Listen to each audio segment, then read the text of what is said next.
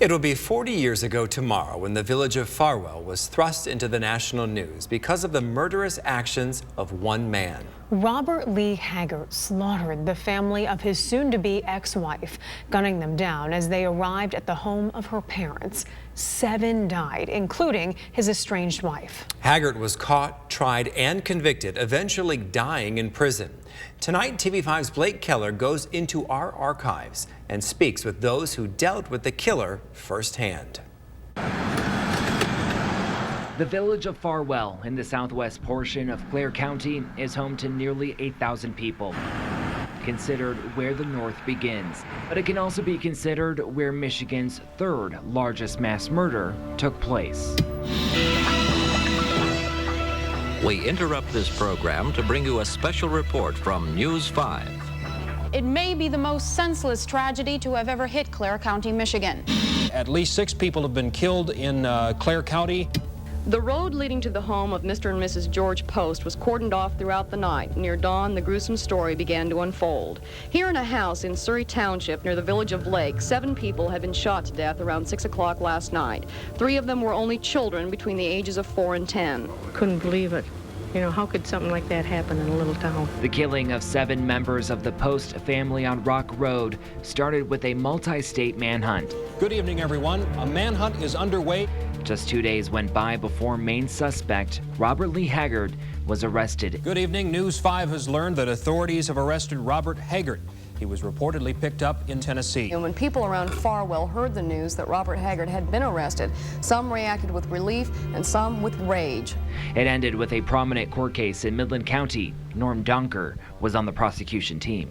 We've got everything evidentiary that we possibly want in this case, with the exception of a confession. They were holding out for Haggart's confession. If you looked at Haggart, you know, there are some people who say, oh, that's a murderer. Robert Lee Haggart was convicted of murdering his wife Garnetta, her parents George and Vondry, her stepsister Helen Gaffney, and her 3 kids Angela, Tom, and Amy. Records show only 1 baby survived, shielded by her mother.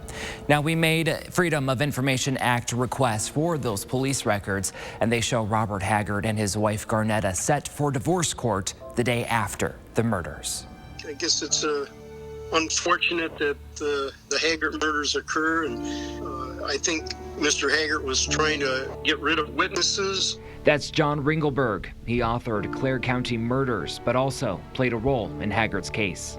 I was the district judge that conducted the preliminary examination for Mr. Haggart. I would describe him as fairly stoic, not showing much emotion at all. Void of emotion in court, Donker says this case was all fact-based. There was certainly a different aura to it. So it was really just having the jury accept the fact that people are capable of that kind of evil. And a lot of security around, more than probably ever. It was kind of tense for the court system. Around 60-plus witnesses took the stand, even those who saw Haggart when he left the state. When Haggart was fleeing from Clare County down to Tennessee, he went through Louisville, Kentucky.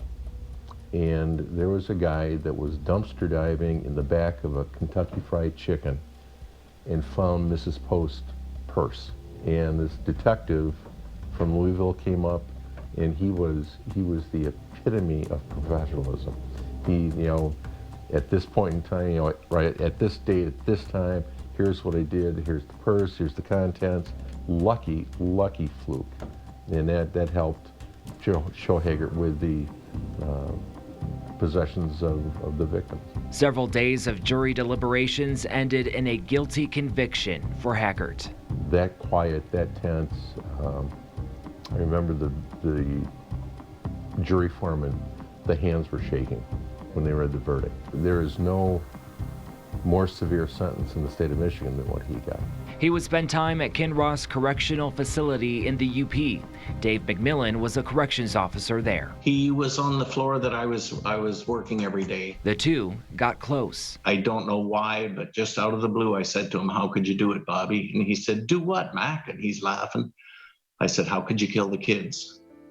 And he looked kind of stunned and waited for a second. He said, "The ball was rolling and I couldn't stop it." And I said, you mean you couldn't leave any witnesses alive that could speak? And he says, yeah. McMillian got more insight into Haggart than most people ever got. The way I used to describe a lot of guys that I met in prison would describe Bobby. He thought he was slick. Haggart served a life sentence until his death in 2003, but the details of this case still stick with those familiar. The only part of that case that I still have dreams about is what that family went through, and they knew he was going to come and kill them. And for those kids to go through that, that's a bad thought. In Clare County, I'm Blake Keller, WNEM TV5. Haggart apparently had a felonious background before committing the murders. We delve into other crimes he's suspected of committing Thursday at 11.